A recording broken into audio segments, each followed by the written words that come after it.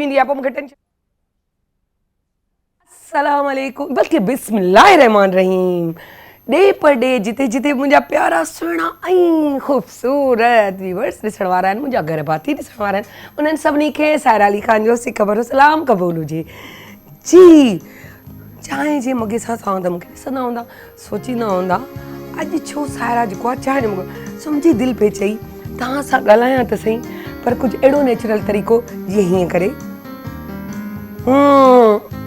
हसमुख भाई वाह जी चांहि ठाही अथई, इंट्रो ॾियण में ॾाढो मज़ो ईंदो, बल्कि चुस्ती अची वई, छो जो चांहि पीअंदा आहियूं असां मायूं, कुझु बि ॻाल्हायूं कुझु बि कयूं, चांहि जी देॻड़ी त चढ़ी पई हूंदी आहे किचन में, ऐं उहा न त सिर्फ़ु चढ़ी पई हूंदी आहे, पर हर थोरी थोरी देरि में जेको भाती घर भाती उथंदो वेंदो आहे उन सां मगो बि नए माण्हू जो थींदो रहंदो आहे, वरी जेको ॿियो उथंदो आहे त बि थींदो रहंदो आहे। मतिलबु इहो त ज़िंदगीअ जो मक़सदु ई आहे कमु कमु ऐं कमु, कम में मसरूफ़ रहंदासीं त टेंशननि खां परे रहंदासीं, पर जे अगरि फालतू वेठा आहियूं सोचूं था त ख़बर अथव छा थो थिए, इहो थो थिए हिन हीअं छो मूंसां कयो, उहो ॻाल्हि हीअं छो थी, हुन मुंहिंजे वॻे लाइ ॻाल्हायो ऐं हुन कन में पे ॻाल्हायो, मूं ताईं ॻाल्हाईंदा हूंदा, अड़े हीअ जेको कमु थियो आहे न इहो मूंखे ॾेखारण लाइ थियो आहे, तव्हां सम्झो कोन, हा हिन फलाणी ॻाल्हि ॿुधी हीअ ॻाल्हि हीअं कोन थी हुई, इहो हुन हीअं कोन पे करण जी कोशिशि कई, न अलाए न चरी इहो मुंहिंजे लाइ इहो तव्हां सम्झो कोन था, यानी के दिमाग़ शैतान जो घर थियो वञे 5 मिंटनि में, ख़बर बि कोन पए असांखे, उन जे लाइ जो असां उन नेगेटिविटी खे पंहिंजे घर में पंहिंजे दिलि जे अंदरि यानी कि पंहिंजे दिलि जे घर में अचणु ॾींदा आहियूं, पर उन ई जॻह ते जब असां कयो आहे त छा थियो, मतिलबु मुंहिंजी अहमियत आहे, ऐं जेको आहे ख़ासि आहियां, सुहिणी आहियां, प्यारी आहियां, कुझु त आहे चाम, तॾहिं त सभु सड़नि था, तॾहिं त ॻाल्हाइनि था, जे अगरि मूं में चाम न हुजे त केरु कीअं ॻाल्हाए। हिकिड़ो मिंट चांहि जी चुस्की, वाह छा मज़ो अची वियो चांहि पीअंदे पीअंदे। सो मक़सदु इहो आहे त हमेशह नेगेटिविटी खे छो हल पंहिंजे घर, टाइम कोन्हे, इलाही वांदी कोन हूंदी आहियां,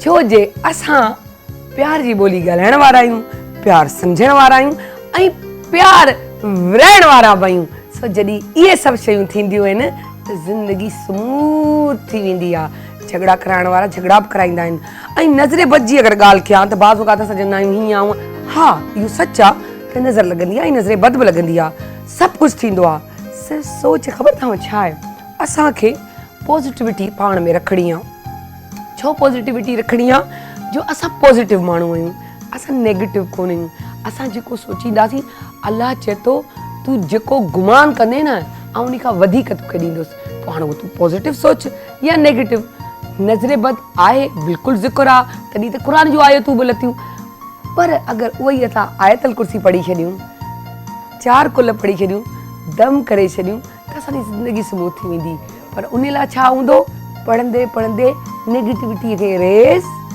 ऐं पॉज़िटिविटीअ खे ईअं, त हाणे हीअं करणु छा वञी बीठो,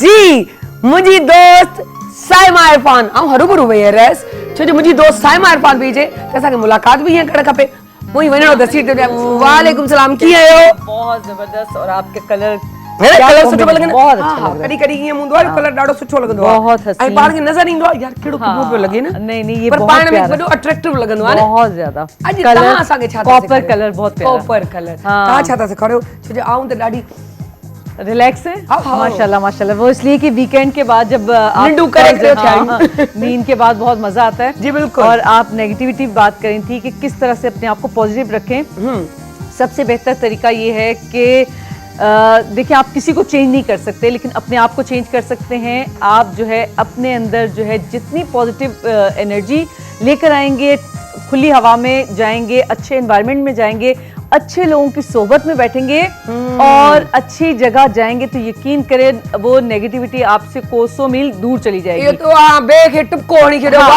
बिल्कुल जबरदस्त जबरदस्त। तो बस ये है कि आप अच्छे लोगों की सोबत में जब बैठते हैं, यकीन करें बहुत, और ख़ास तौर से मैं तो अपने हवाले से बात करूँगी कि जितने जो है योगा के हवाले से, ये जितना फिटनेस के हवाले से लोग जो मिलते हैं, यकीन करें वो हमारे अंदर और एनर्जी लेके आते हैं, हमारी एनर्जी को इंक्रीज कर देते हैं। तो इसी तरह से मैं भी इस एनर्जी को और मजीद पॉजिटिविटी, कभी कभी इस तरह होता है, हमें पता नहीं चलता, लेकिन हम बिल्कुल स्मूथ लाइफ में बहुत अच्छे तरीके से चल रहे होते हैं। ऐसी भी बात नहीं कि कोई टेंशन है, कोई टेंशन है वो नजर आता है, कोई टेंशन तो भी हम कहते हैं कुछ है, बस परेशानी, बेचैनी, बेकरारी, अजीब सी सोच, अजीब सी खराफात दिमाग में आ जाती है, बिल्कुल, जबकि होता कुछ नहीं। बिल्कुल ऐसे ही है। तो कहते हैं उसको, कहते हैं कभी कभी यार ये तो बड़ी खुश है, कहते हैं खुशियां खामखाई सबके सामने मत जाहिर किया करो। हाँ बिल्कुल ऐसे, नजर ना लग जाए। हाँ बिल्कुल, ये नजर होती है इस तरह से अगर फील करते हैं कि बज़ाहिर कुछ नजर नहीं आ रहा लेकिन अंदर से बेचैनी है, इसका मतलब है कि कुछ नेगेटिव आपके बारे में हो रहा है, कोई सोच रहा है, क्योंकि उसकी वाइब जब आप तक पहुंचती है तो यकीन करें वो अफेक्ट करती है, खाली उस इंसान को नहीं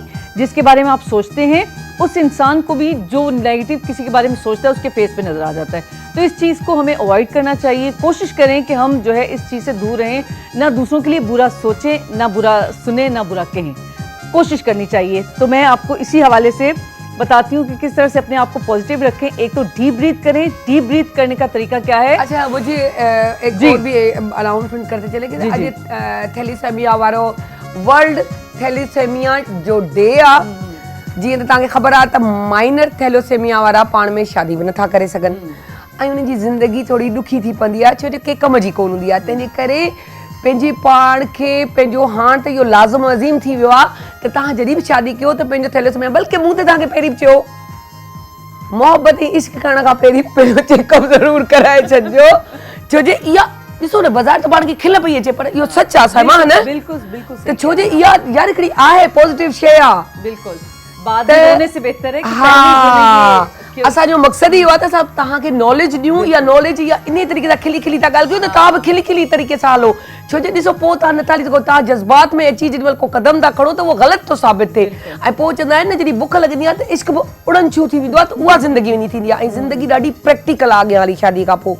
तंहिं करे पंहिंजी ज़िंदगी खे अञा सुहिणो हसीन बणाइण लाइ पंहिंजो पाण ते पंहिंजो चेक एंड बैलेंस रखो, पंहिंजो पाण खे पाण ॾिसो, ऐं उन खां पोइ थैलोसेमिया जहिड़ी बीमारी अहिड़ी बीमारी आहे जंहिंमें हर साल खून, बल्कि हर 3 महीने 4 महीने को हिसाब कोन्हे, हर क़िस्म जो मरीज़ आहे, उनखे खून चढ़ाइणो पवंदो आहे, विदाउट उनखे खून चढ़ाए हू नथो हली सघे। सही बात, माना एतिरे हद ताईं आहे त हफ़्ते में 2 दफ़ा थो चढ़े, ऐं तव्हांखे साल हिकिड़ो को हल्को फुल्को हुजे उनखे हुजे या 3 महीना, पर हफ़्ते में 2 दफ़ा बि चढ़ंदो आहे। इन बीमारी खां बचणु खपे, पंहिंजो पाण खे बि बचायो, साम्हूं वारी जी ज़िंदगीअ खे बचायो, ऐं ॿियनि खे ॿुधायो, बाक़ाइदे फील करायो त हीअ शइ आहे। तंहिंजे करे तव्हां जॾहिं जेसिताईं ॿुधाईंदा कोन, लिकाईंदा त लाज़मी ॻाल्हि आहे उहा मदद कोन थींदी, ऐं कंहिंजी मदद करणु, सुठो मशवरो ॾियण बि सदका जारी आहे। तंहिं करे थोरो इहो सोचे पॉजिटिविटी ॾांहुं हलो, पंहिंजो ख़्यालु पाण रखो, ऐं थैलोसेमिया जा माण्हू प्लीज़ चेकअप करायो, ऐं स्पेशली कॉलेजिस जा या यूनिवर्सिटीज़ जा स्टूडेंट्स आहिनि न, प्लीज़ तव्हांजा माइट नथा कराइनि, तव्हां पाण वञी करायो, ऐं फ्री ऑफ कास्ट असां तव्हांखे चयो मिलेनियम जी पहिरीं गलीअ में हुते थैलोसेमिया जो वॾो सेंटर आहे, जेके सर सां वटि आया आहियूं उन्हनि चयो असां फ्री ऑफ कास्ट कंदासीं, सर काशिफ इक़बाल जेको चयो हुयो। सो तव्हां प्लीज़ थैलोसेमिया सेंटर वञी सघो था, मिलेनियम वटि आहे, उते वञी कंहिंखां काशिफ सेंटर जे बारे में पुछंदो, ईज़िली तव्हां उते पहुची वेंदो, ऐं फ्री ऑफ कास्ट, इन खां वधीक छा खपे। ठीक है, जबरदस्त, बहुत अच्छी अवेयरनेस दी आपने, और हमें सबको ख्याल रखना चाहिए। इसी तरह से मैं भी बताऊं कि हमें पॉजिटिव रहने के लिए एक तो ये कि ब्रीदिंग ज़्यादा से ज़्यादा करें। क्या है ब्रीदिंग? इनहेल करते हुए टमी आउट, ये बहुत बार बता चुकी हूँ, लेकिन गाहे बगाहे इसलिए बताती हूँ लोग भूल जाते हैं, क्योंकि इसकी प्रैक्टिस बहुत ज़रूरी है, बहुत ज़रूरी, हर चीज़ की प्रैक्टिस ज़रूरी। हाँ, तो ये थोड़ा सा कम आसान है, इसलिए इसको करें। इनहेल, जैसे एयर को अपनी टमी में लेके जा रहे हैं, ये जो है टमी आपका बलून है, आप एयर को नोज के थ्रू इनहेल करते हुए जब यहाँ लेके जाते हैं, आपकी टमी फूल जाता है, जैसे बलून फूलता है, इसी तरह से एक्सेल करते हुए टमी इन होता है और आप एक्सेल करते हैं। Inhale, tummy out, exhale, tummy in. तो ये योगा की सबसे मेन जो है प्रैक्टिस है कि इनहेल एक्सेल कैसे करना है। अगर इनहेल एक्सेल आप सही सीख जाएंगे, यकीन करें आपके पोजेस बहुत अच्छे होंगे, आपका ब्लड सर्कुलेशन बहुत अच्छा होगा, आप बहुत अच्छा फील करेंगे। एक तो ये ब्रीदिंग है, उसके साथ एक और ब्रीदिंग है, ये देखिए राइट साइड, ये, और ये आपकी नेगेटिविटी को, आपने जैसे बताया कि नेगेटिविटी इंसान बहुत जो लोग होते हैं आपको भी नेगेटिव कर देते हैं, उन लोगों से दूर रहने के लिए, अपने आप को बेहतर करने के लिए ये वाली जो है ब्रीदिंग करें। किस तरह से? इनहेल, टमी आउट, ठीक है। और ये देखिए कैसे किया मैंने, ये थंब को राइट साइड से मैंने किया और ये 2 फिंगर सेंटर वाली आपने बंद की और ये एक्सेल, राइट से एक्सेल, फिर राइट से इनहेल और लेफ्ट से एक्सेल, फिर लेफ्ट से ही इनहेल। जब इसकी प्रैक्टिस हो जाएगी, आहिस्ता आहिस्ता इसकी प्रैक्टिस करें, जब प्रैक्टिस हो जाएगी आप इसको जल्दी जल्दी करेंगे तो यकीन करें जब आप कर रहे होंगे उसी वक्त आप बहुत अच्छा, बहुत पॉजिटिव फील करेंगे। तो ये तो होगी 2 जो है ब्रीदिंग की एक्सरसाइजेस। इसके साथ साथ आप ये पोज जो अभी मैं कर रही हूँ, ये पोज जब आप करेंगे तो यकीन करें आप इतना अच्छा, इतना पॉजिटिव अपने आप को फील करेंगे। आप देखिए किस तरह से इंटरलॉक ये किया मैंने। इनहेल करते हुए आपने अपनी बॉडी को ट्विस्ट किया, साइड में ये किया और लेग्स को थोड़ा सा और खोला और इस तरह से जितना नीचे आप जा सकते हैं जाइए। ये ऐसे आप इसको 10 की काउंटिंग से भी आप कर सकते हैं। आप इसको 30 सेकंड के लिए भी होल्ड करके रख सकते हैं। दोनों आपकी चॉइसेस के ऊपर है, या इससे ज़्यादा भी कर सकते हैं, लेकिन स्टार्ट में इतना करें क्योंकि एकदम से आप जब ज़्यादा पोजेस ज़्यादा देर के लिए करते हैं तो आपको नुकसान भी हो सकता है क्योंकि आपकी बॉडी इस प्रैक्टिस नहीं होती तो हो सकता है आपके मसल्स फुल हो जाएं। तो कोशिश करें थोड़ी से कम वो उसकी प्रैक्टिस के लिए आप जो है काउंटिंग कम कर लें, ठीक है। इनहेल और लेफ्ट साइड, जितना नीचे जा सकते हैं नीचे जाइए इस तरह से। ये आपकी एक तो नेगेटिविटी को आपसे दूर करेगी, आपकी बॉडी जो है वो शेप में आएगी, आपके हार्ट रेट बहुत अच्छा हो जाएगा, मेटाबॉलिक रेट बहुत अच्छा हो जाएगा। तो ये देखिए इसके इतने बेनिफिट्स हैं। देखने में बहुत इजी, बहुत आसान सा पोज है लेकिन इसके बेनिफिट्स बहुत हैं। इसी तरह से इनहेल करते हुए पहले तो सामने देखिए और अब मैंने क्या किया, आर्म्स को फुल ऊपर उठा लिया, जितना आप ऊपर इजीली कर सकते हैं। यहाँ तक भी आ सकते हैं, यहाँ तक भी आ सकते हैं और मैंने इसको फुल इस तरह से उठाया ऊपर ये, और मैंने सर को नीचे किया और आहिस्ता आहिस्ता मैंने फिर इसको ऊपर किया। इससे क्या होगा कि जब आपका सर नीचे जाता है तो क्या है कि आपका ब्लड सर्कुलेशन बहुत अच्छा होता है, इससे बाल बहुत अच्छे होते हैं, आईसाइट बहुत अच्छी होती है, आपकी हेल्थ बहुत अच्छी होती है और आपका हार्ट तक जो है जो एक्स्ट्रा जो है ब्लड जो है वो प्योर होके आपकी पूरी बॉडी तक सप्लाई होता है। तो ये इसके इतने बेनिफिट्स हैं। और अच्छा, वो कहते नहीं कि जब हम नहा के आओ, जब बाल हम कॉम कर रहे होते हैं तो बिल्कुल सर नीचे करके नीचे से बिल्कुल करके बालों को नीचे ला रहे हैं, तो उससे भी ग्रोथ बालों की अच्छी होती है, ग्रोथ अच्छी होती है, लाभ ये ब्लड सर्कुलेशन जो जब होती है तो लाजमी सी बात है, असर तो आता है। बिल्कुल। तो ये पोजेस थे और ये ब्रीदिंग थी। आई होप कि आपको अच्छी लगी होगी, समझ में आई होगी। तो इसकी बस प्रैक्टिस रखें इसकी और नेगेटिविटी को दूर रखें, खुली हवा में जाएं और गहरी सांस लें। जब आपको लगे कि आप जो है थोड़ी डल फील करें, गहरी सांस लिया करें, यकीन करें आप बहुत अच्छा, बहुत फ्रेश फील करेंगे।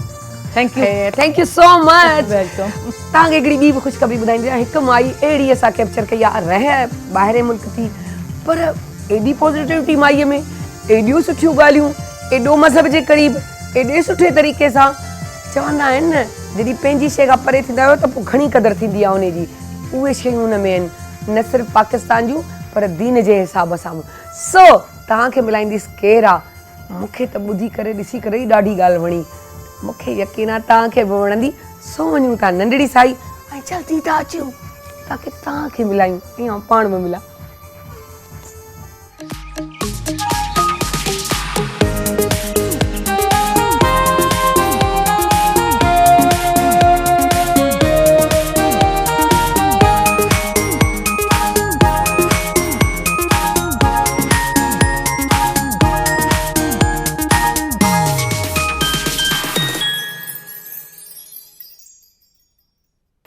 जी वेलकम बैक, वेलकम बैक। मूं तव्हांखे चयो हो हिकु अहिड़ी ख़ातून, अहिड़ी छोकिरी, बल्कि छोकिरी चवां त वधीक बेस्ट आहे, छो जो तव्हां मिलंदो त तव्हां पाण चवंदो त वाक़ई छोकिरी आहे। पर उन जे दिमाग़ में इहो ख़्यालु कीअं आयो, उहो एॾो पॉज़िटिवली छो थी सोचे, उन एतिरो इहो वॾो क़दम ईअं छो कयो त क़ुरान ऐं सुन्नत जे हिसाब सां आउं माण्हुनि खे अवेयरनेस ॾियां त उन्हनि खे डिप्रेशन छो थो थिए, टेंशन छो थो थिए, एंज़ाइटी छो थी थिए, छो एॾो जेको आहे जेको टेंशन ऐं डिप्रेशन में थी वञे हली। मैं ये चीज़ कहना चाह रही हूँ कि एक ऐसी लड़की जो अमेरिका से आई हुई है और वो ये चीज़ बताना चाह रही है कि कुरान और सुन्नत के हवाले से एक इलाज बताएंगी। वो इलाज ये कि आपको डिप्रेशन, टेंशन, एंजाइटी क्यों होती है, क्यों, क्या वजूहात हैं कि आप इतना डिप्रेस हो जाते हो, परेशान हो जाते हो और मतलब कुछ समझ नहीं आता, और उसी टेंशन डिप्रेशन में बच्चों पे क्या असरात होते हैं, उनकी मैरिड लाइफ पे क्या असरात होते हैं, अगर वो अनमैरिड है तो उनकी लाइफ पे क्या असरात होते हैं, उसकी शादी होने ना होने पे क्या जो है असरात होते हैं। और उसके अलावा अगर बात करें हम, यानी कि वो तवक्कुल, तकवा, तवक्कुल और दुआ पे यकीन रखती हैं, इसीलिए उसी से इलाज करती हैं। और बुक भी लिखी है कि पेरेंट्स के बच्चों और पेरेंट्स के दरमियान जो एक गैप आ जाता है, उस गैप की वजह से हमारे बच्चे हमसे दूर हो जाते हैं। स्पेशली वो एज जो तकरीबन कोई 8 साल के बाद शुरू होती है, उस दौरान से लेके यूँ समझ ले 13 भी नहीं कहूँगी, मैं तो समझती हूँ 17-18 तक इतना टेंशन का माहौल होता है 10 से लेके कि आप अगर उसको प्रॉपर टाइम बच्चों को ना दें तो बच्चे हमसे दूर हो जाते हैं। अब ये चीज़ें किस तरह कड़ी से कड़ी बन के एक जंजीर बनती है, ये पूछेंगे हम इरम बिनते सफिया से। सो वेलकम करते हैं इरम को। अस्सलाम वालेकुम इरम, कैसी हैं आप? वालेकुम अस्सलाम व रहमतुल्लाहि। जज़ाकल्लाह खैर इतना प्यारा इंट्रोडक्शन देने के लिए। नहीं, आप बहुत प्यारी हैं, आप काम इतना अच्छा कर रही हैं कि जो चीज़ कहते हैं ना बाज़ औक़ात आपके दिल से निकलती है, ज़बरदस्ती की चीज़ नहीं होती। आप किसी को कितना भी समझाओ वो आपके लिए उतना अच्छा बोल नहीं सकता जब तक अंदर से दिल से आपके कुछ नहीं निकलता। और जब बात तक़वा, तवक्कुल, दुआ और अल्लाह से कनेक्शन की हो जाती है तो ऑटोमेटिकली एक स्मूथनेस आ ही जाती है इंसान के अंदर। बेशक, अल्हम्दुलिल्लाह। सो आप सबसे पहले तो मैं ये पूछूंगी कि ये सोच क्यों आई, क्या वजूहत थी, क्योंकि आपने बुक भी लिखी है तो उसके बारे में बताएं। ये सोच इसलिए आई क्योंकि ये एक बहुत इंसानी फितरत है। हर बंदा किसी ना किसी एंग्जाइटी, किसी ना किसी जैसे आपने कहा इस खामखा की मुश्किल नहीं मैं कहूँगी, कोई वजह होती है जो हमें ट्रिगर करती है, जो हमें ये सेंस देती है पता नहीं चल रही होती अंदर से है क्या, अंदर से कोई मसला है, आप ज़रा ज़रूरत से ज़्यादा सोचते हो, आप ज़रूरत से ज़्यादा परेशान होते हो। बज़ाहिर सब कुछ ठीक है लेकिन दिल क्यों परेशान है, हो क्या रहा है आपके साथ, या फिर वाकई में इर्द गिर्द के हालात और वाक़यात आपको इतना स्ट्रेस दे रहे होते हैं कि आप समझ रहे हो कि इसमें से गुजरने के लिए तो पता नहीं कोई मुआवजा ही होना ज़रूरी है, मैं ख़ुद से नहीं निकल सकती। और चूँकि मैं एक सर्टिफाइड लाइफ कोच हूँ तो मैंने इस पर पढ़ा, सीखा, और मैं एक mental health first aid professional भी हूँ, यानी कि ट्रॉमा और जो इस तरह की चीज़ें जब कोई आता है, जैसे फॉर एग्जांपल सुसाइड की लाइफ लाइन होती है, राइट, इसी तरह से मेंटल स्ट्रेस हेल्थ की भी लाइफ लाइन्स होती हैं, मतलब कॉल्स होती हैं। तो उसमें मेरी ट्रेनिंग है कि मैं आइडेंटिफाई कर सकती हूँ और बता सकती हूँ कि सामने वाले शख्स को क्या मसला हो रहा है, और फिर उसके साथ साथ उसकी कोचिंग करते हुए उसको हल बताती हूँ। और फिर कोचिंग का एक पॉइंट ये है कि हम एडवाइस नहीं देते, हम क्लाइंट को इस काबिल करते हैं कि वो ख़ुद से सोचें, एक पॉजिटिव तरीके से सोचें और अपने हल ख़ुद निकालें। ज़बरदस्त यार, केॾी सुठी ॻाल्हि कई आहे पंहिंजो इरम, त वाकई हिन जेके टेंशन जे माहौल ऐं हिकिड़ी नफ़्सा नफ़सी जे दौर में, इस नफ़्सा नफ़सी के दौर में ख़ुद को संभालना और ख़ुद पे कंट्रोल रखना एक बहुत बड़ी बात है। आप इजीली कुछ नहीं कर सकते। उसके लिए हम वही कहें ना, हम जिस पॉइंट से चले थे फिर के उसी पॉइंट पे आए कि आपको उसके तरफ जाना है और वो चीज़ याद रखनी है। तो आपका इलाज भी वही है, अल्लाह की राह की तरफ चलना, अल्लाह का रोज़ा, नमाज, ज़कात, खैरात, जो भी जो हमारी बेसिक चीज़ें, उसकी तरफ जब तक हम नहीं जाएंगे हमें दिल का सुकून कभी हासिल नहीं होगा। जी, اب میں نے یہ آپ سے پوچھا کہ آپ یہ سارے ٹینشن یہ مسئلے مسائل دیکھ کر آپ کا دل کہا کہ مجھے یہ کرنا چاہیے کیونکہ مجھے خام خائی کی یہ چیزیں ہوتی ہیں تو کسی اور کو بھی ہوتی ہوں گی. ہاں بے شک کسی اور کو ہوتی ہوں گی تو کیوں نہ میں ایسا کام کروں کہ میں دوسروں کے لیے راستہ نکال سکوں یا مجھے اللہ اس لائق کرے کہ میں کسی کے کام آ سکوں, کیونکہ ایک اندر سے بھی ہوتا ہے, بڑی خوشی ہوتی ہے آپ کسی کے کام آ رہے ہو نا. ہاں, اور میرا نا یہ تھا کہ ایز اے پیرنٹ میری پہلی ذمہ داری میرے بچے ہیں. میں ان کے سامنے کیا مثال رکھ رہی ہوں ایک مضبوط اعصاب کے توکل والے انسان کی, کہ ان کا رجحان خود بخود اللہ سے لگ جائے, کیونکہ یہ ایک ہمارے معاشرے کا المیہ بنتا جا رہا ہے کہ رب پہ توکل کم ہوتا جا رہا ہے. اور مجھے تھا کہ ہر پیرنٹ کی یہ ذمہ داری ہے کہ وہ اپنے بچے کو اپنی اگزامپل سے سکھائے کہ کس طرح کی زندگی گزار سکتے ہیں. اچھا میں صرف یہ میں کیا میرے ویورز بھی جاننا چاہ رہے ہوں گے کہ مجھے صرف یہ سمجھائیں یا بتائیں کہ آپ نے یہ جو اسٹیپ اٹھایا کہ مجھے یہ کرنا ہے, لائف کوچ بننا ہے اور اویئرنیس دینی ہے ذہنی سکون کی توکل کے حساب سے, تو وہ کیسے آپ نے ارادہ کیا کہ مجھے یہ کرنا ہے؟ کیا آپ اس ڈپریشن ٹینشن میں آگے جو میں بھی بات کر رہی تھی, یا آپ کے بچے کہ مجھے ان کے ساتھ کیسے جو ہے کنیکشن بنانا ہے کہ وہ مجھے ہاتھ سے نہ نکلے اور کسی برائی کی طرف یا غلط بات کی طرف نہ جائیں؟ توکل یہ ہے کہ اللہ سبحانہ و تعالیٰ سے مدد مانگنا, لیکن ساتھ ساتھ اپنے کام کرنے کے کام کرنا, کیونکہ اللہ سبحانہ و تعالیٰ نے قرآن میں کلیئرلی لکھا ہوا ہے کہ یہ زندگی ایک ٹیسٹ ہے, یہ جنت نہیں ہے. ایسا نہیں ہوگا, اور اللہ نے لکھا ہے کہ کیا تم یہ سمجھتے ہو کہ تم ایمان لاؤ گے اور پھر تم آزمائے نہیں جاؤ گے؟ تو جتنا آپ کا ایمان کا لیول مضبوط ہے آزمائش آسان لگنے لگ جاتی ہے. آزمائش ہر کسی کی پڑی ہے, جس پہ گزر رہی ہے اس کو پتہ ہے کہ اس کی آزمائش کیا ہے, لیکن جس کا توکل بڑا ہے اس کے لیے وہ آسان ہے. اور میں نے لائف کوچنگ اس لیے کی کیونکہ جب میں نے ایز اے پیرنٹ کوچ شروع کیا تھا.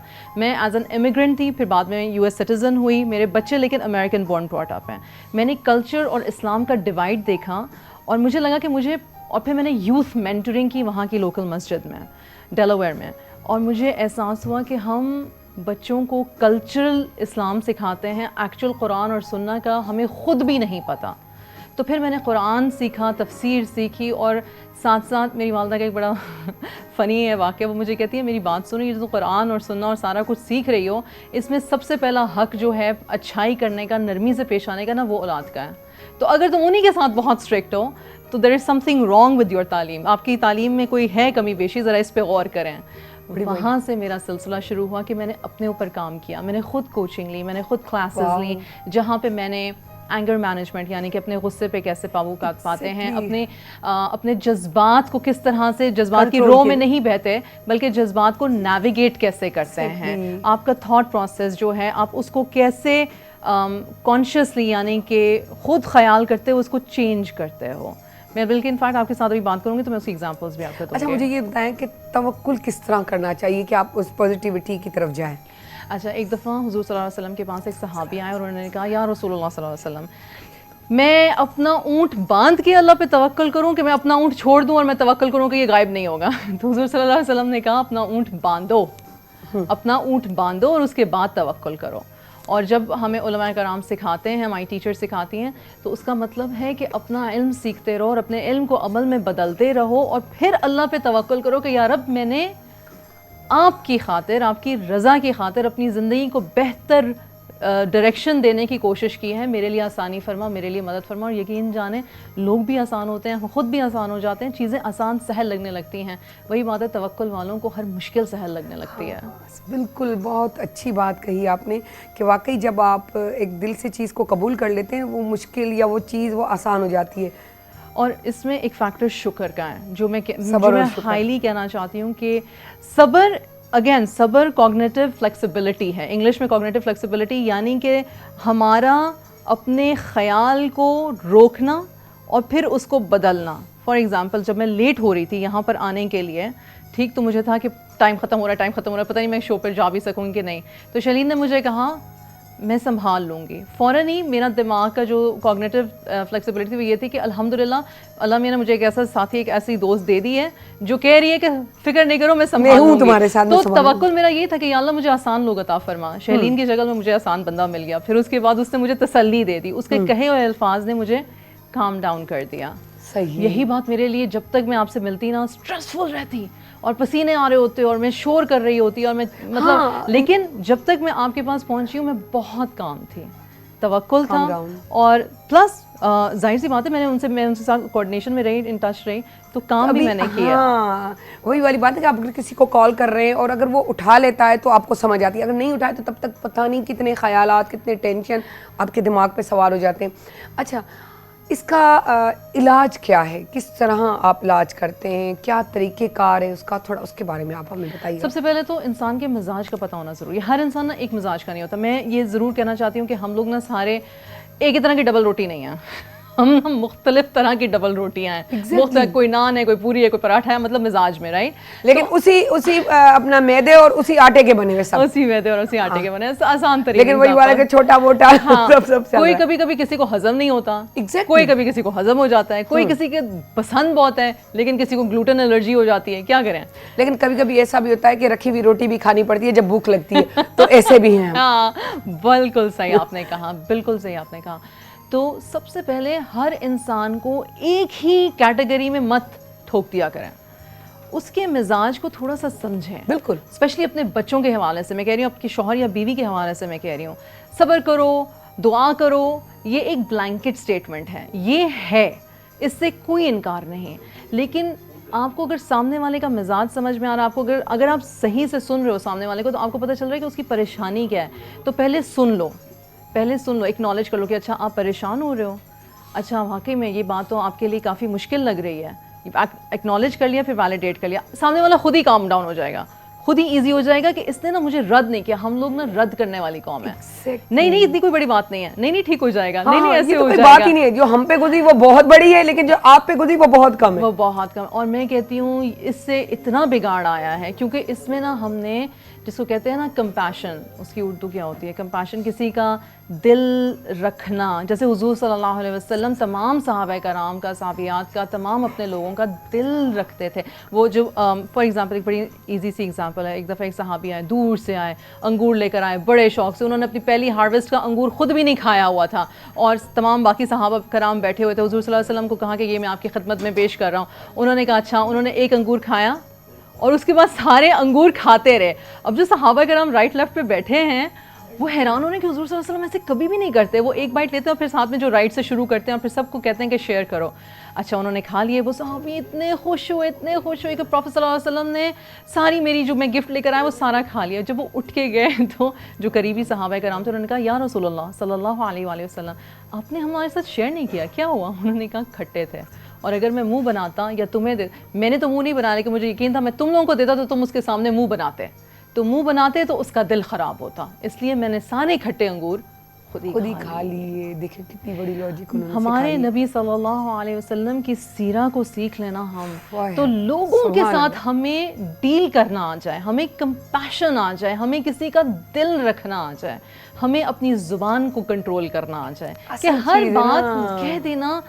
بات ضرور کرنی چاہیے اور طریقے سے کرنی چاہیے, پر پہلے انسان میں خود تو کانفیڈنس ہو کہ میں بات کروں کیسے اور صحیح ہو. بہت ایک ایسی بات کہ واقعی ہماری زبان پہ ہمارا کنٹرول نہیں رہتا, اور پھر وہی کہتے ہیں نا کہ جو تیر کمان سے نکل جاتا ہے وہ واپس کبھی نہیں آتا, اور جو آپ زخم دیتے ہیں الفاظ کے وہ نہیں جاتے, لیکن ایک چوٹ لگ جائے تو وہ نشان آہستہ آہستہ بھر ہی جاتا ہے. تو اس چیز کا خاص خیال رکھنا چاہیے. تو میں آپ سے یہی پوچھ رہی تھی کہ آپ علاج کس طرح کرتی ہیں اس کے لحاظ سے, مطلب اس کو ایک پراپر ٹائم دے کے, اس کی نیچر کو سمجھ کے, پھر وہ آہستہ سے روٹین وائز کوئی میٹنگس وغیرہ کا سسٹم ہوتا ہے, یا کہ ایک ڈاکٹر کی طرح ہوتا ہے کہ تم لیٹ جاؤ؟ نہیں میں سائیکو تھراپسٹ نہیں ہوں, میں سائیکالوجسٹ ہوں. تو بائی پروفیشن میں ایجوکیشنسٹ ہوں, اور میرا کام ہے ریسرچ کرنا, سیکھنا, سکھانا. میرے یوٹیوب چینل پہ, فیس بک پہ, انسٹاگرام پہ میری بہت ساری ویڈیوز ہیں, میں بہت ساری کتابیں پڑھتی ہوں, اور قرآن اور سنت کے حوالے سے روشنی سے جو ریسرچ جو ہوتی ہے وہ قریب ترین ہوتی ہے یا جو آزمائی گئی ہوتی ہے اس کے مطابق پھر میں سکھاتی ہوں لوگوں کو. لیکن میرا پرسنلی کوچنگ کرتی ہوں, تو میرے پاس کلائنٹس اپوائنٹمنٹ لے کر آتے ہیں.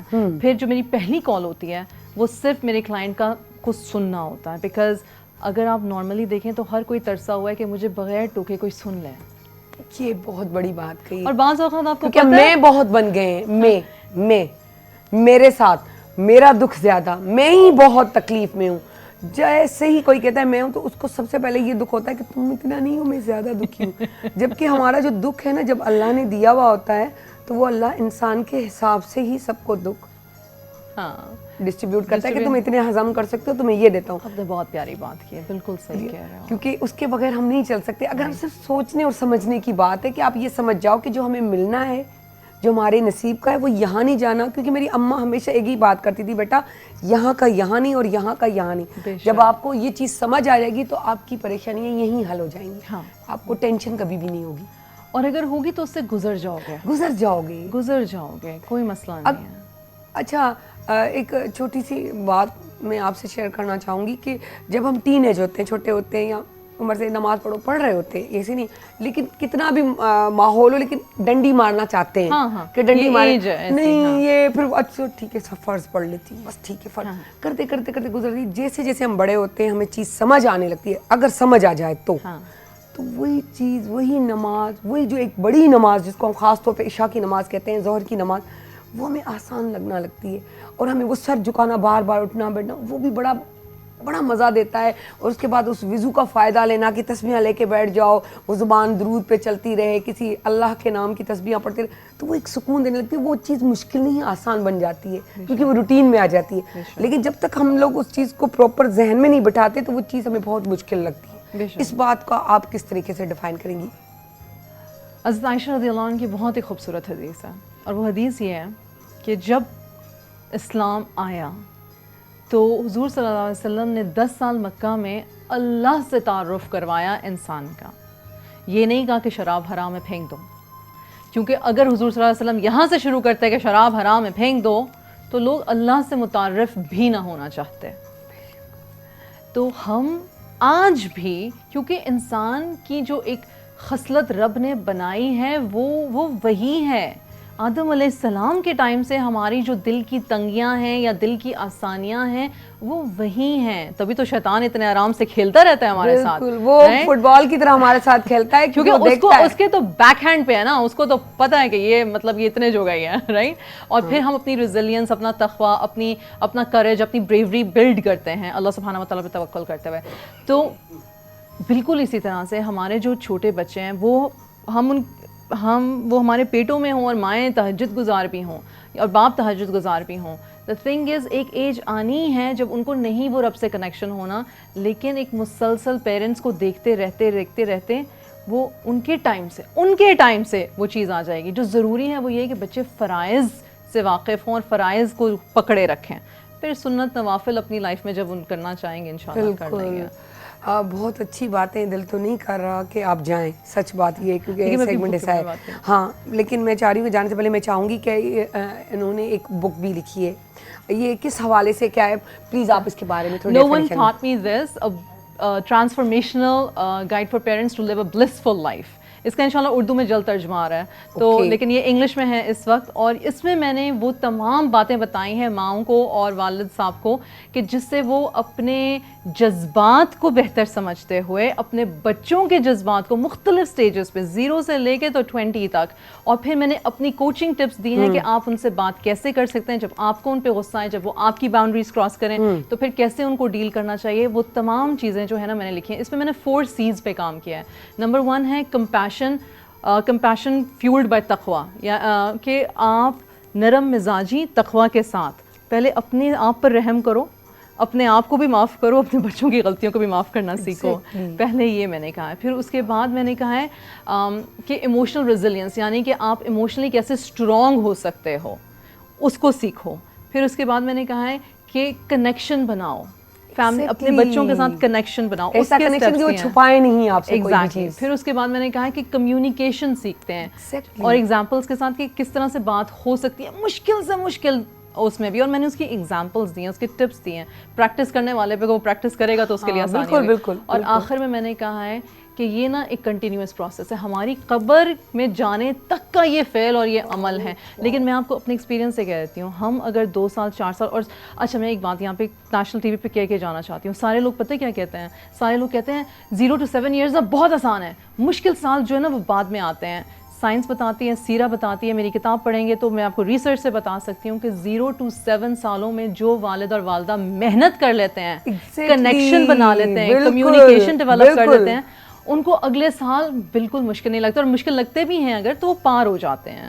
تو بالکل پھر وہ کنیکشن کو زیادہ مزید اچھا بناتے ہیں. 10 سال سے 17 سال وہ جو ایک کنیکشن چل رہا ہوتا ہے نا, وہ آپ کے ساتھ تربیت کرنا آسان ہو جاتا ہے. ایگزیکٹلی, بالکل صحیح, بہت اچھی بات کہی. آپ کو بچوں کو حدود اور باؤنڈریز بتاتے ہوئے نا ڈر نہیں لگتا. آج کل کے پیرنٹس کو ڈر لگتا ہے, وہ میرا بچہ ناراض ہو جائے گا. وہ جو 7 سال تک آپ اپنا کلوز دیتے ہیں نا اس بچے کو, کیونکہ مذہب بھی کہتا ہے کہ 6-7 سال کا بچہ اسکول میں ڈالیں, جو کہ ہم چھوٹا سا ڈال دیتے ہیں, تو وہ اتنا کنیکٹ ہو جاتا ہے پیرنٹس کے ساتھ کہ پھر وہ آپ کی باؤنڈریز سے نکلتا نہیں. آپ چھوڑ دو رسی, اس کو رسی بھی نہ باندھو, یقین کریں وہ اسی باؤنڈریز میں گھومتا رہے گا, اور پھر کیا کر اپنے پیرنٹس کے ساتھ بیٹھ جائے گا. یہ بہت اچھی پوائنٹ ہے, اور یہ مجھے سمجھ آ رہی ہے کیونکہ مجھے اپنے گھر میں یہ محسوسات فیلنگس ہو رہی ہے اپنی بیٹی کے لیے کہ واقعی اسٹارٹ کا جو ٹائم آپ دے دیتے ہو نا, تو آگے سنبھالنا بہت ایزی ہو جاتا ہے. تو تھینک یو سو مچ ارم, بہت اچھا لگا, دل کر رہا ہے اسپیشلی اگر آپ رمضان میں آتی تو اور زیادہ مزید اچھا ہوتا. لیکن وہی والی بات کہ جب ٹائم لکھا ہوا ہوتا ہے اسی وقت وہ چیز ہونی تھی. انشاءاللہ میں اکتوبر میں دوبارہ آؤں گی اردو ترجمے والی کتاب آپ آئیں گی اور ہمیں بالکل کال کر کے بتائیں گی کہ میں آ چکی ہوں, پھر ہم آپ کو کیپچر کر لیں گے.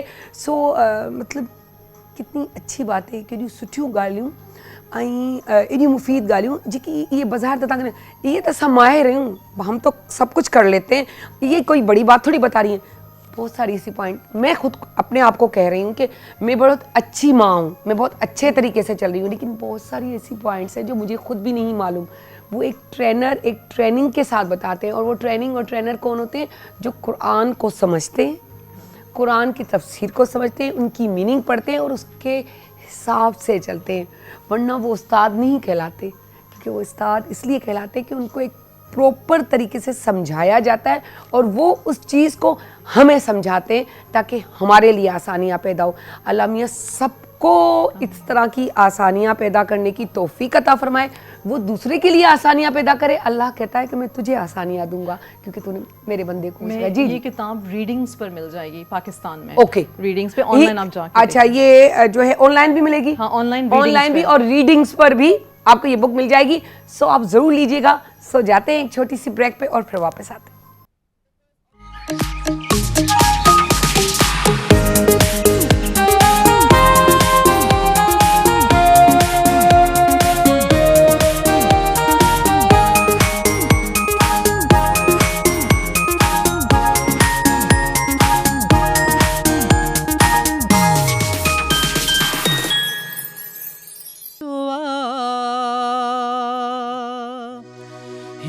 عشق جے انداز کے سمجھن تے ڈکھیو آ, صوفی جے سوز ساز کے سمجھن تے ڈکھیو آ, صوفی جے سوز ساز کے سمجھن تے ڈکھیو آ, ہن عشق جے انداز کے سمجھن تے ڈکھیو آ, صوفی جے سوز ساز کے سمجھن تے ڈکھیو آ, صوفی جے سوز ساز کے سمجھن تے ڈکھیو آ, ہن عشق جے انداز کے سمجھن تے ڈکھیو آ, ہن عشق جے انداز کے سمجھن تے ڈکھیو آ.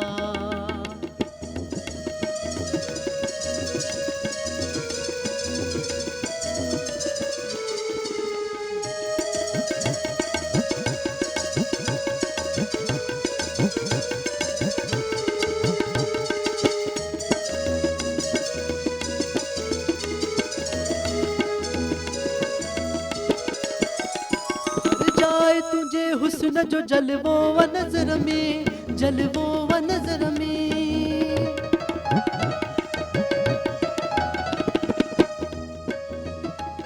ہر جائے تجھے, ہر جائے تجھے حسن جو جلووں و نظر میں, جلووں و نظر میں, جلووں و نظر میں, ہن محبتی مجاز کے سمجھن تے ڈکھیو آ, ہن محبتی مجاز کے سمجھن تے ڈکھیو آ, ہن عشق جے انداز کے سمجھن تے ڈکھیو آ, ہن عشق جے انداز کے سمجھن تے ڈکھیو آ, صوفی جے سوز ساز کے سمجھن تے ڈکھیو آ, صوفی جے سوز ساز کے سمجھن تے ڈکھیو آ, ہن عشق جے انداز کے سمجھن تے ڈکھیو آ, ہن عشق جے انداز کے سمجھن تے ڈکھیو آ.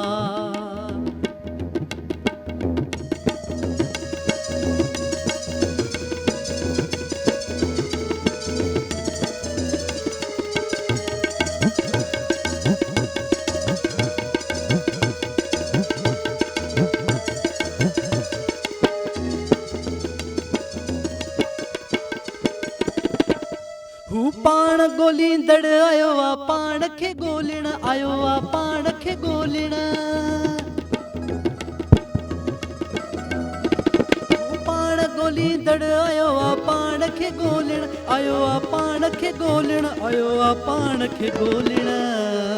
हिन हमदम हमराज खे सम्झण त ॾुखियो आ, हिन हमदम हमराज खे सम्झण त ॾुखियो आ, हिन इश्क जे अंदाज़ खे सम्झण त ॾुखियो आ, हिन इश्क जे अंदाज़ खे सम्झण त ॾुखियो आ, सूफ़ीअ जे सोज़ साज़ खे सम्झण त ॾुखियो आ, सूफ़ीअ जे सोज़ साज़ खे सम्झण त ॾुखियो आ, हिन इश्क जे अंदाज़ खे सम्झण त ॾुखियो आ, हिन इश्क जे अंदाज़ खे सम्झण त ॾुखियो आ।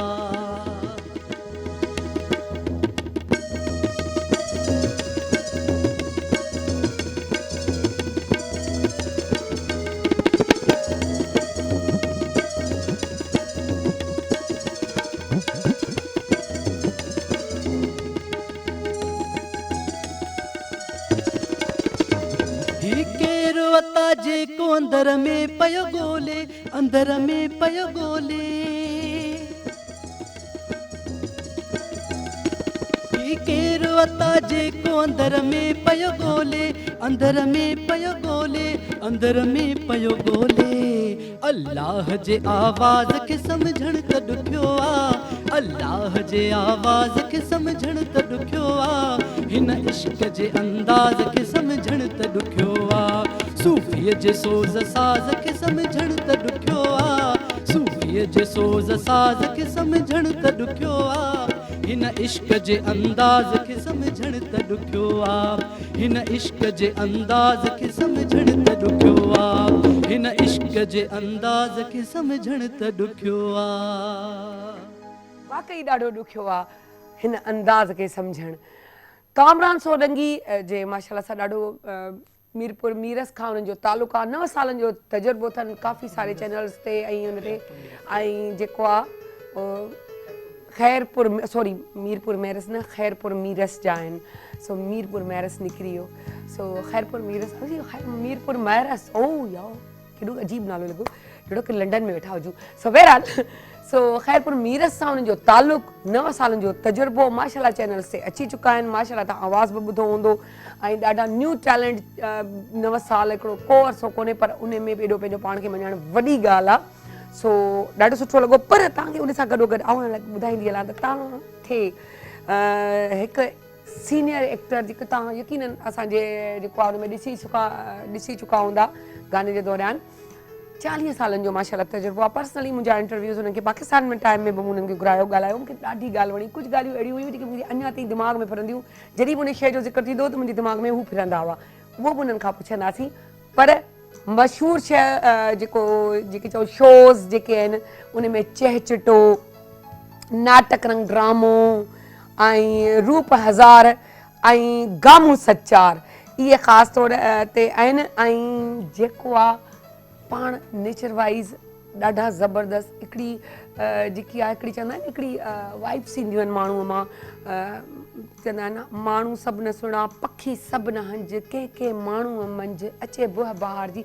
सो अलाह साईं कुझु माण्हुनि में एॾी सॉफ्टनेस, उनजे चेहरे में एॾी रौनक रखंदा आहिनि जो परे खां अट्रैक्ट कंदा आहिनि, दिलि चवंदो आहे हिननि सां कचेरी कजे, हिननि सां ॻाल्हाइजे, न मां इलाही कुझु पढ़ाईंदासीं असां।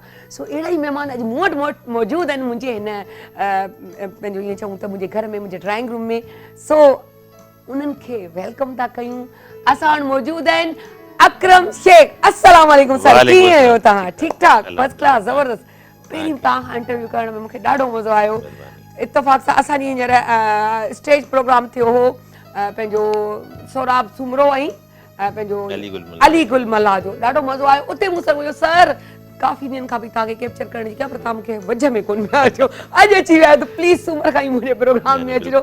मूं ईअं हुननि खे सूमर कोन चयो, मुंहिंजो अचिजो, मूंखे ख़बर कोन्हे, जेॾीमहिल मूं ॾिठो हिननि खे त मूंखे ॾाढी ख़ुशी थी त मिली विया आहिनि, ऐं अॼु मुंहिंजी दिलि वधीक ख़ुशी थी वई। चवंदा आहिनि पॉज़िटिविटी ईंदी आहे त वधीक मज़ो ईंदो आहे। जी सर, कीअं पियो लॻे मॉर्निंग शो PTV नेशनल ते पहिरियों भाड़ो, है न?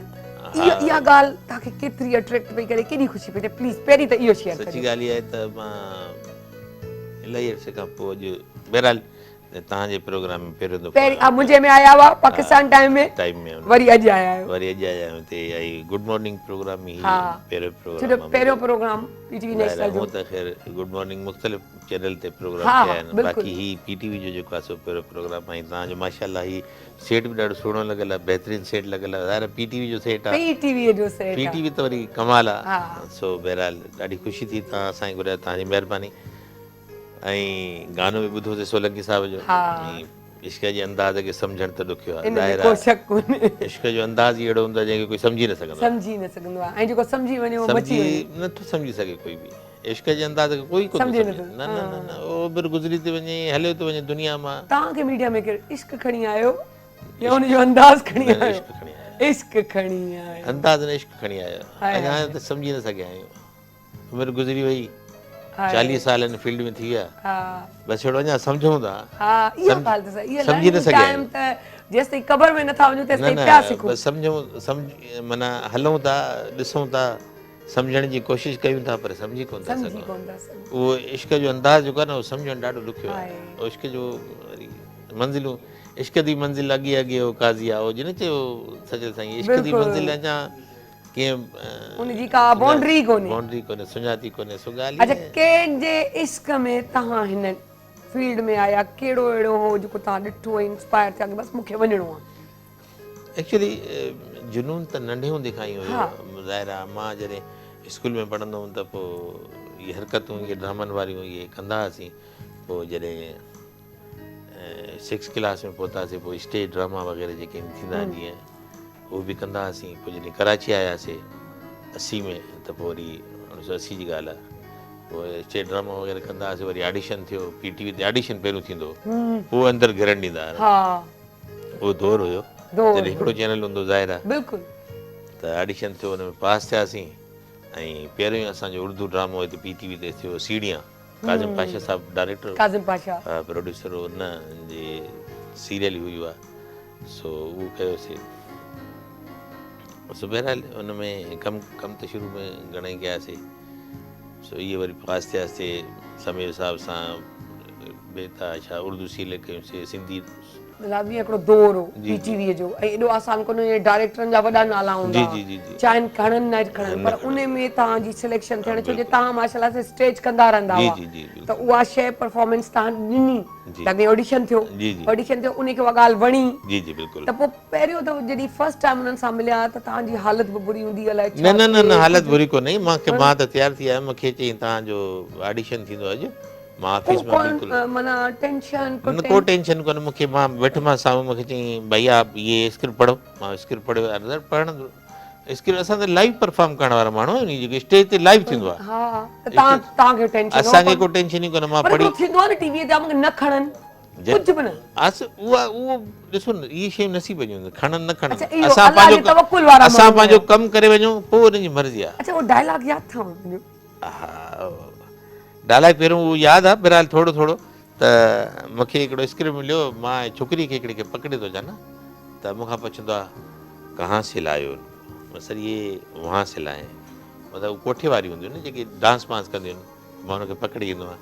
मां जो 2-3 डायलॉग सां ॻाल्हाए, काज़िम पाशा साहिबु चई आप बिल्कुलु। पोइ मूंखे पुलिस इंस्पेक्टर जो कैरेक्टर ॾिनई, मुंहिंजी बाडी जे हिसाब सां। चई न तूं इंस्पेक्टर सही लॻंदे। हा, माशाल्लाह हुननि जी त लाज़मी ॻाल्हि आहे, हा, वॾा त डायरेक्टर हुनजी नज़र वरी अहिड़ी हूंदी। हा, त कहिड़े हुन में मुंडीअ में नगीनो जेको हा, फिट त उन थींदो। वक़्तु वरी असांजी जवानी बि हूंदी, नओं सही नओं ॻाल्हि। ड्रामो हुयो, त हाणे ज़ाहिर आहे त हाणे त ख़ैर कुराड़ा थी वियासीं, त हाणे उहो वक़्तु हुयो ॾाढो गुज़री पर वियो। न, हींअर बि माशाल्लाह तव्हांजो ग्रेसनेस उहा ई आहे साॻी। हींअर बि तव्हांजी रिस्पेक्ट तव्हांखे ॾिसण वारा उन ई तरीक़े, छो जो तव्हां असांजा उहे सीनियर आहियो जेके कंहिंखे दुआ बि ॾियो, कंहिंखे चओ बि कंहिं कमु चङो आहे त सभु चओ हुननि जा वारा न्यारा थी पवनि, छो जो सीनियर जी चवंदा आहिनि तव्हां गिव एंड टेक आहे, जेको ॾींदो सो वठंदो। वक़्तु गुज़री वियो आहे, सो ज़ाहिर आहे। अल्लाह साईं। अच्छा, पहिरियों चेक केतिरो हो, छा पेमेंट हुई? 100 रुपयो।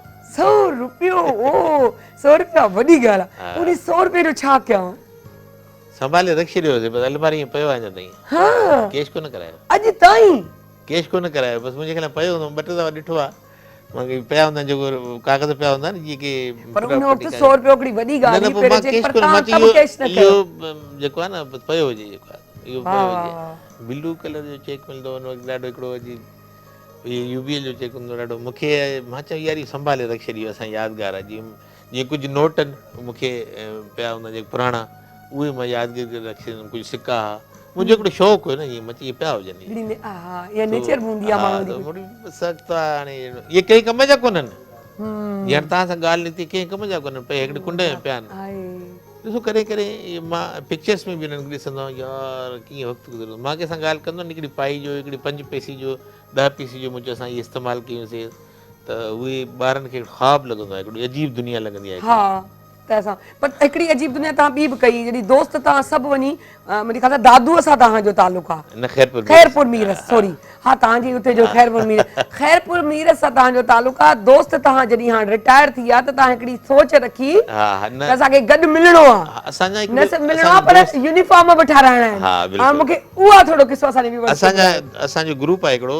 ईद ग्रुप जे नाले सां असांजो हिकिड़ो ग्रुप आहे दोस्तनि जो जेके असां तक़रीबन 50 साल थी विया आहिनि जेके 6वीं क्लास में पढ़ंदा हुआसीं पोइ हिन ई ते सोचियोसीं त असां गॾिजी करे हिकिड़ो ट्रेंड नओं ट्रेंड कयो पोइ असां पंहिंजा स्कूल जा ड्रेस ठारायासीं उहा ई पैंट उहा शर्ट तंहिंमें 30-40 छोकिरा जेके हिन महिल आहिनि असां सां ग्रुप में जेके बिल्कुलु ईंदा रहंदा आहिनि ईदुनि ते असां पार्टियूं कंदा आहियूं सभिनी शर्टूं ऐं पैंट ऐं शर्ट ठारायूं उहे उन कलर जो अच्छी शर्ट ऐं ख़ाकी पैंट मुंहिंजो भाउ मूंसां गॾु असां 2 भाउर गॾु पढ़ंदा हुआसीं न मैट्रिक ताईं 6वीं दर्जे खां वठी मैट्रिक ताईं मुंहिंजो नंढो भाउ आहे आज़म सो असां ॿई गॾु पढ़िया आहियूं असां उन्हनि में जेको आहे सो मतिलबु बिल्कुलु मुख़्तलिफ़ लॻंदा आहियूं न सभई माण्हू चयो उहे ॿिया 2 भाउर अहिड़ा हुया कोन असां हितां कराची में रहंदा आहियूं असां सीड़जी करे ख़ैरपुर वेंदा आहियूं हर ईद ते असां ईद जे ॾींहुं वेंदा आहियूं राति ईद जे ॿिए ॾींहुं असांजो फंक्शन हूंदो आहे को न को ईद जे ॿिए ॾींहुं स्कूल खोल रहियासीं बाक़ाइदा नाज़ हाई स्कूल ख़ैरपुर जो वॾो स्कूल आहे ख़ैरपुर जो पुराणो मीर अली नवाज़ नाज़ जे नाले सां आहे नाज़ हाई स्कूल उहो खोल रहियासीं हेड मास्टर खे घुरायोसीं असांजा उस्ताद जेके जीअर आहिनि असांजा 3 उस्ताद जीअर आहिनि जेके पाकिस्तान में आहिनि हिकिड़ो उस्ताद असांजो इंडिया में आहे उनखे असां लिंकिंग में वरितो जंहिंजी हिन महिल तक़रीबन 96 साल एज आहे जेको असांखे मैथमेटिक्स पढ़ाईंदो उनखे लिंकिंग में वरितोसीं उन सां ऑनलाइन ॻाल्हायोसीं त साईं असां क्लास में ठाहियूं असां क्लास लॻायोसीं असेंबली कईसीं क्लास लॻायोसीं पाक सरज़मीन पढ़ीसीं वरी कितार करे करे क्लास में वियासीं मतिलबु ॿार थी वियासीं 6 दर्जे वारा छोकिरा थी विया बिल्कुलु उहे ई बाक़ाइदा घंट वॼाए बिल्कुलु 4-5 कलाक स्कूल में ईअं गुज़ारे घंट वॼायासीं मश्करियूं कयूंसीं हलो हलो मोकल थी वई क्लास में भॼी निकितासीं उस्ताद एॾो इंजॉय पिया कनि उस्ताद चवनि पिया ॿार चरिया ॿार आहिनि छोकिरा आहिनि जिन जी उमिरि 60 साल थी विया रिटायर थी विया आहिनि त कीअं हिननि इहो सोची आहे इहा ॻाल्हि कुझु चैनल वारा 2-3 चैनल वारा आया उन्हनि रिकॉर्ड बि कयो इहो तमामु सुठो हिकिड़ो इवेंट थियो असांजो बहितरीनु असांजो यादगार इवेंट हुयो कुझु क्लिप्स मां तव्हांखे ॾींदुमि पर हिन महिल मूं वटि आहिनि कोन इहो ई पियो सोचियां क्लिप्स हुजणु खपनि त असां पंहिंजे स्क्रीन ते हलायूं पर नेक्स्ट टाइम तव्हां जॾहिं बि ईंदो न इंशाल्लाह उहे मां खणी ईंदुमि पाण खणी अचिजो असां बिल्कुलु हलाईंदासीं छो जो इहे हिकिड़ियूं वॾियूं यादूं आहिनि असां दोस्तनि जा इंटरव्यू आहिनि जेके असां सां गॾु के डॉक्टर आहिनि के इंजीनियर आहिनि के CEO आहिनि मुंहिंजा असांजी क्लास जा 7 दोस्त जेके आहिनि उहे डॉक्टर आहिनि अल्हम्दुलिल्लाह मूंखे जॾहिं उहे डॉक्टर थी विया त पोइ मां सोचियो यार असां डॉक्टर न थी सघियासीं त भला मां पंहिंजनि ॿारनि खे डॉक्टर कयां पोइ मुंहिंजी हिकिड़ी ख़्वाहिश त मां मुंहिंजी बेबी माशाल्लाह हाणे डॉक्टर आहे हा उहा माशाल्लाह गायनेकोलॉजिस्ट आहे हिते जेको आहे सो FC पोस्ट ग्रेजुएट आहे माशाल्लाह डॉक्टर न आहे उहो पोस्ट ग्रेजुएट आहे वाह ज़बरदस्त ॻाल्हियूं ऐं इहे मिठियूं मिठियूं ॻाल्हियूं इहे सुठियूं सुठियूं ॻाल्हियूं इहे नंढियूं पुराणियूं खटियूं मिठियूं यादूं ताज़ा कबियूं रबियूं पर थोरी हिकिड़ी नंढड़ी साई वठो वरी वापसि था अचूं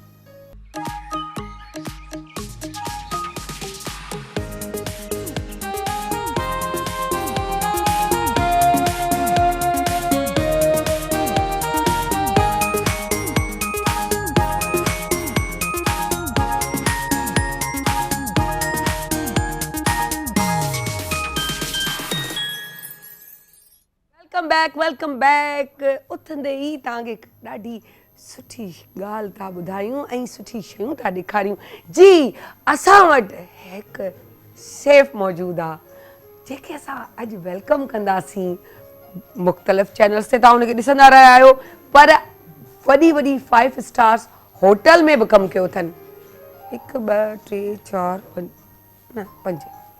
5 हा 5 स्टार 5 तारनि वारी होटल में कमु कयो अथनि सो वेलकम था कयूं शेफ नसीम संजराणी अस्सलाम वालेकुम नसीम कीअं आहियो वालेकुम सलाम बिल्कुल ठीक तम आ गयो पको पको ड्यूटी ता लगी तो आयल हो न है जबरदस्त आई ॾाढो सुठो पियो लॻे ऐं ॾाढी ख़ुशी पई थिए थैंक यू ऐं छा था अॼु असांखे तव्हां सेखारियो अॼु असां तव्हांखे अहिड़ी ईज़ी ऐं सिंपल रेसिपी जेका फौरन ई ठही वञे केरु महिमान घर में अची वञे थो त पोइ माना इज़त बरक़रार रहिजी वञे कम बरक़रार हॉस्पिटलिटी जेका पूरी कंप्लीट हुजे आए हाय वाह वाह त उहा असांजी जेका अॼु रेसिपी आहे इटालियन जी आहे ओके जी क्रीमी पास्ता वाओ जी जी जबरदस्त त हीअ जेको इटालियन में हूंदो आहे इटालियन में गर्मियुनि जे दौरान हिनखे वॾो लाइक ऐं पसंदि कयो वेंदो आहे खाइण में गर्मियुनि जे दौरान थोड़े थोड़े छो थधो करे खाई थधो करे छो जो ही आहे कोल्ड किचन जे इन सां रिलेटेड कोल्ड जे सां ही मतलब छा शयूं आहिनि तव्हां वटि जेके मूंखे असां वटि हाणे जेके अॼु शयूं आहिनि मायोनीज़ आहे क्रीम आहे ब्लैक पेपर मतिलबु कारा मिर्च आहिनि मैक्रोनी आहे तव्हां वटि कहिड़ो बि पास्तो हुजे कहिड़ो बि हुजे हा जेको पसंदि अचे थो हुनमें आलू आहिनि गजर आहे एपल आहे शुगर आहे लूणु आहे लेमन जूस आहे हिननि खे जॾहिं असां पाण में मिलाईंदासीं पोइ हिन जी पहिरीं असां ड्रेसिंग कंदासीं तव्हां भले स्टार्ट कयो ॾेखारियो असांखे त कीअं था शुरू हा जी जी तव्हांखे मां ॾेखारियां थी त जेका पहिरियों त असां हिनखे ड्रेसिंग ठाहींदासीं हिन जी मायोनीज़ जी त हुन खां बाद में पोइ असां ही सभु शयूं मिक्स कंदासीं जी हिन में हिकिड़ी प्याली आहे मायोनीज़ जी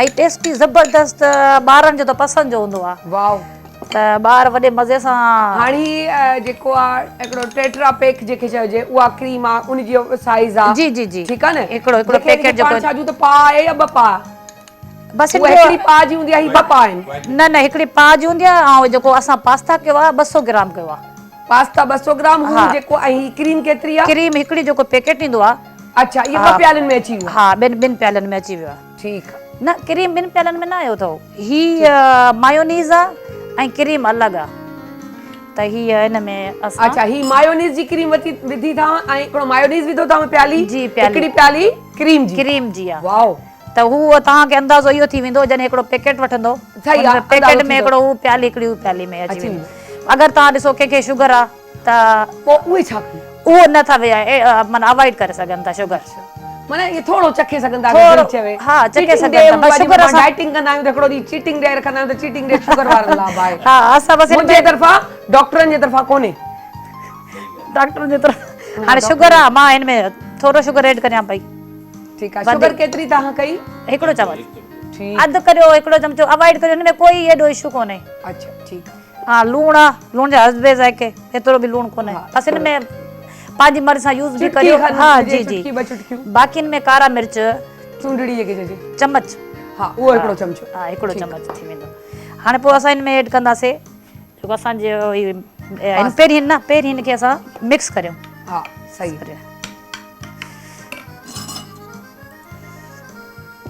हलो जेसिताईं तव्हां मिक्स कयो पोइ असां तव्हांजी ॾिसूं था जेसिताईं असां पंहिंजी कचेरी मचायूं जेकी मच कचेरी हुई जेकी थधी कचेरी हूंदी हींअर वरी मिठो जो खाईंदासीं त अञा लाजवाब थी पवंदो आहे न सर मज़ो ईंदो हाणे मिठे ते ॻाल्हि यादि अची वई आहे त तव्हां खां पुछणु घुरिजे इहे जेके खजुनि जी कहाणी उहा बि थोरी मूंखे ॿुधायो असां खजुनि जे शहर जा आहियूं हा इन करे इहा कहाणी तव्हां खां पुछणी खजुनि जो शहर आहे उते मुख़्तलिफ़ खजियूं थियनि थियूं कुड़ जी खजी आहे असील आहे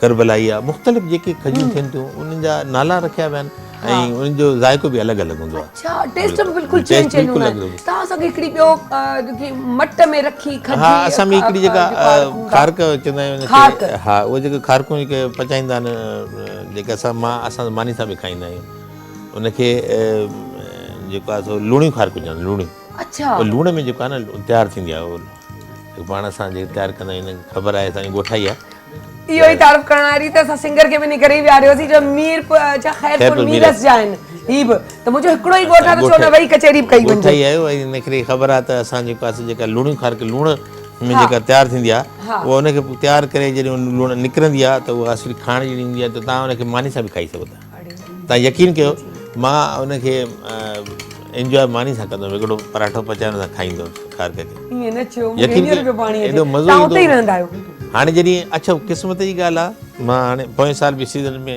इहो ख़र्को ख़तमु थी वियो, हिन साल वरी मींहं पिया आहिनि, अलाह साईं ख़ैरु करे खारकुनि जो अंबनि जो। सो मां दुआ पर हिन वारे तव्हां मुंहिंजे लाइ बॉक्स आणींदो न हाणे मूं पुठियां उहो असल में छा आहे, उहा ताज़ी खाइबी आहे, उन में टाइम जो खटण ख़राबु थींदी आहे।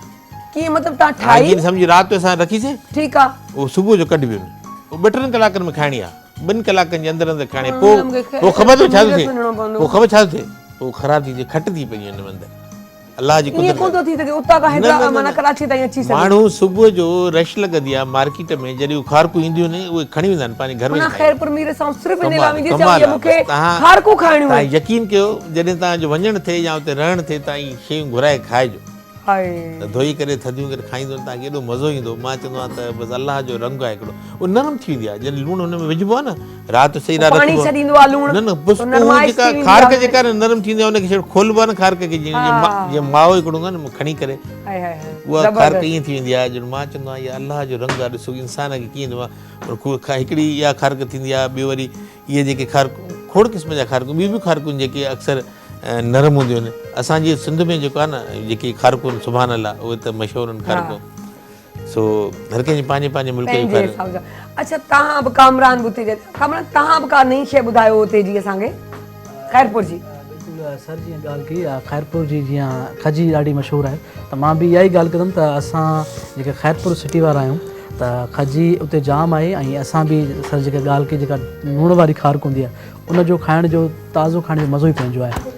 ऐं जेके सर मां तव्हांखे ॿुधाईंदुमि जेके ॾोका हूंदा आहिनि असुलकुड़ जा, उहे ॾाढा मिठा हूंदा आहिनि, उहे वरी ताज़ा पटे करे असुलकुड़ जा जेके ॾोका हूंदा आहिनि त उहे वरी ताज़ा पीलो डंग खारक हूंदी आहे, खारक हूंदी आहे, कच्ची खारक हूंदी आहे, कच्ची खारक हूंदी आहे, उहा तव्हां पटे करे खाईंदो त एॾी मिठी हूंदी आहे, कमाल आहे। अच्छा इहे जेके तव्हां चयो लूण वारी आहे, इहा टाइम हूंदो आहे इन जो बिल्कुलु बिल्कुलु इहो टाइम कहिड़ो टाइम हूंदो आहे? राति जो तव्हां अगरि तव्हां रखो त न न टाइमिंग महीनो कहिड़ो हूंदो आहे या हर महीने मिले? हिन न जुलाई खां अगस्त महीनो हूंदो, 2 महीना हूंदा, हा, जुलाई अगस्त।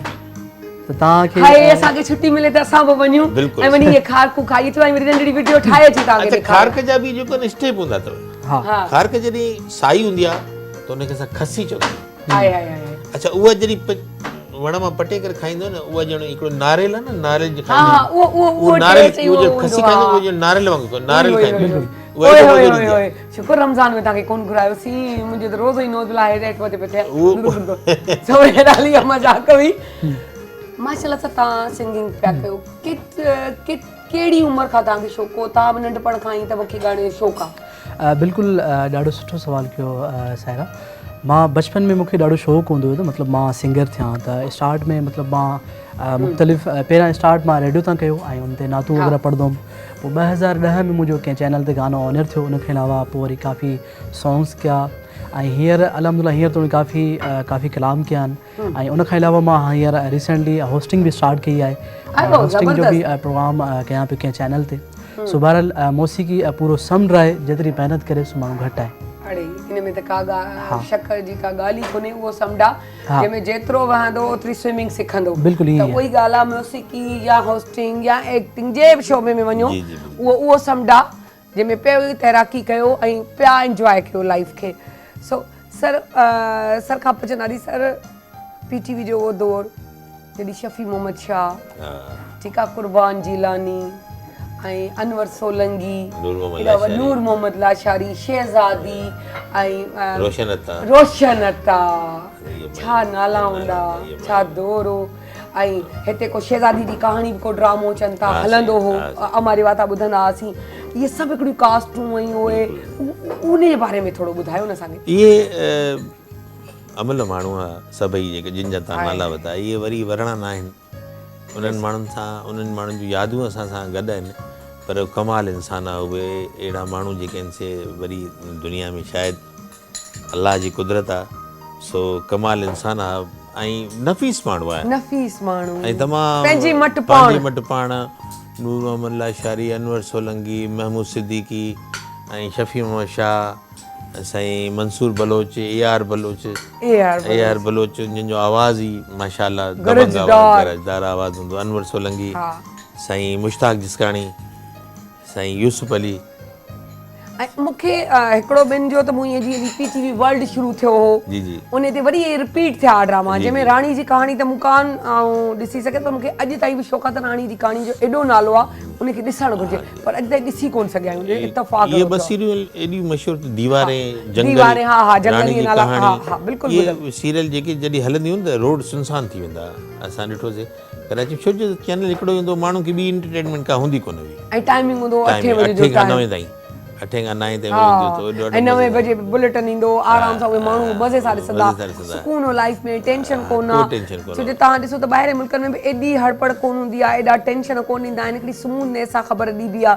ताकी हिकिड़ी जी अगरि ज़िंदगी तकलीफ़ आहे त ॿिए जी तकलीफ़ में न पहुचायूं बस उन दौर खां पोइ जेको आहे न पाकिस्तान में टेंशन शुरू थी वियो हा ॿियनि जीअं चैनल्स वधिया तीअं टेंशन वधी विया टेंशन जॾहिं वधी विया। हिकिड़ो चैनल हो त उनजी हिकिड़ो मयार हो हिकिड़ो रुतबो हिकिड़ो स्टेटस हो बिल्कुलु। वधीक चैनल अचण सां पर इहो बि सच आहे अल्हम्दुलिल्लाह PTV छो जो स्टेट जो चैनल आहे त अॼु ताईं उनजो मयार मयार उहो ई माउ ऐं बरक़रार पीउ वारो आहे त रेडियो असांजो पीउ वारी हैसियत थो रखे ऐं TV असांजी माउ जी हैसियत थो बिल्कुलु रखे सही ॻाल्हि आहे सो उहो ई सिस्टम पियो हले पोइ उहे ॾींहं यादि कंदा आहियो ऐं ताकी कॾहिं कॾहिं किथे थींदो हूंदो बिल्कुलु यार, हिते छा पिया कनि यकीन कयो हिते ईंदा आहियूं कॾहिं कॾहिं हाणे टीवी ते त ज़ाहिर हाणे कॾहिं कॾहिं ड्रामो थिए थो या कॾहिं कॾहिं शोज़ वग़ैरह थियनि था बसि उहे ॻाल्हियूं उहे यादियूं ज़ाहिर आहे इंसान जो जेको आहे सो दिमाग़ में सही यादियूं ई रहिजी वेंदियूं बाक़ी त हाणे आहे ॿियो कुझु कोन्हे सही ॾिसंदा आहियूं बसि पोइ उन्हनि ॻाल्हियुनि खे वक़्त खे यादि कंदा आहियूं सही असांजा जेके उस्ताद मरहूमीन आहे समेज साहिबु मोहम्मद बख़्श समेज साहिबु थियो हारून साहिबु थियो फेसबुक थियो मंज़ूर मक्सी साहिबु थियो जेके दुनिया में हलिया विया आहिनि कमाल माण्हू आहे इहे पर कमाल माण्हू आहे सही ॾाढी सो बहरहाल तमामु उन्हनि खे अलाह साईं जन्नत में जॻह ॾिए आमीन आमीन असां उन्हनि जे लाइ दुआ घुरायूं अच्छा असांजी शेफ बि हाणे मुंहिंजे ख़्याल सां उनजी ड्रेसिंग ठाहे छॾी आहे ऐं फ्रूट्स खे बि बाउल में विझी चुकी आहे मिक्स न करे नसीम छॾियो आहे, मिक्स हाणे करे नसीम छॾियो छा पिया कयो हाणे असांखे जॾहिं ही ड्रेसिंग में मिक्स कंदासीं तॾहिं ही क्रीमी पास्ता पूरो मुकमल हाणे इहा कयो ड्रेसिंग कीअं था असांखे मेकस करे ॾेखारियो मिक्स करे ॾेखारियो मिक्स करे ॾेखारियो त ख़बर पवे असांखे ॾिसो न हाणे वाह साईं वाह ज़बरदस्त एॾो शुक्र जे आख़िरी टाइम ते इहो सेगमेंट हूंदो आहे हाय न त अंदर जो गीतूं ॾेई पाणी पीअंदे पीअंदे पेट भरे जी जी जी ईअं ई थींदो है आहे न जी ज़बरदस्त ज़बरदस्त ऐं ठही बि जल्दी वेंदी आहे क्विक रेसिपी आहे सो ज़बरदस्त हाणे मिक्सिंग पई हले ऐं thank you so much Naseem चांहि जो सेगमेंट सिस्टम हूंदा आहिनि असांजा तव्हांखे ख़बर आहे ऐं इहो हूंदो आहे सो सर अकरम शेख साहिब खे बि चवंदसि sir thank you so much तव्हां आया ॾाढो मज़ो पियो आयो ॾाढियूं कचरियूं थियूं उहे चवंदा आहिनि हमेशा आंगर हिकिड़ो शेर पढ़ंदी आहियां हज़ारों ख्वाहिश ऐसी कि हर ख्वाहिश पे दम निकिले बहुत निकिले मेरे अरमा भी कम निकिले सो केतिरो बि ॻाल्हायूं कुझु बि कयूं ॿुधण लॻंदो आहे त हसरत त पूरी थी कोन्हे सो कामरान खे चवंदासीं वेंदे वेंदे त असांखे गानो ॿुधाइनि सो सभिनी जो थैंक यू सो मच तव्हांजो बि थैंक यू सो मच सिर्फ़ु एतिरो जीअं अॼु हुतनि जी ॻाल्हि ॿुधायो त चेक एंड बैलेंस कयो पंहिंजे ॿारनि खे वक़्तु ॾियो पंहिंजे ॿारनि खे जी तरबियत सुठी कयो पाण सां टच में रखो उन्हनि खे पंहिंजे जेके चऊं न त जिस्म जी हिकिड़ी गरमाइश उहा माउ जेॾी महिल पंहिंजे ॿार खे ॾींदी आहे उनखे टच में रखंदी आहे त उहो ॿार उनजे कंट्रोल खां कॾहिं कोन निकिरंदो आहे कॾहिं बि का उनजी अॻियां बुराई ईंदी आहे त उहो पहिरीं पंहिंजी माउ जी उन फीलिंग्स उन जेको आहे जेको गॾु हिकिड़ो टचिंग हूंदी आहे उनखे महसूसु कंदो आहे त इहा मूंखां जुदा थी वेंदी ऐं जॾहिं जुदा थींदी त मुंहिंजो छा थींदो इहा शइ रखो ज़िंदगी कामयाबी ॾांहुं वेंदो ऐं हमेशह वांगुरु पंहिंजो वणु पोखियो पंहिंजे वण जे हेठां गाॾीअ खे थधो कयो उते बीहारियो सो हमेशह हिकु ॿिए जो ख़्यालु कजो अॼु असांजो सूमरु आहे सूमर खां ख़मीस ताईं असां तव्हां सां गॾु हूंदासीं साहिरा अली ख़ान खे इजाज़त ॾींदा वरी मिलंदासीं सो पाकिस्तान ज़िंदाबाद जी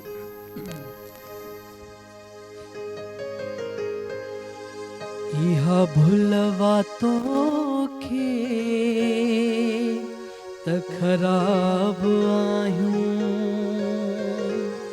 इहा भुलवा तोखे त ख़राब आहियूं इहा भुलवा तोखे त ख़राब आहियूं वञी पुछ तूं कंहिंखां वञी पुछ तूं कंहिंखां त नवाब आहियूं इहा भुलवा तोखे त ख़राब आहियूं इहा भुलवा तोखे त ख़राब आहियूं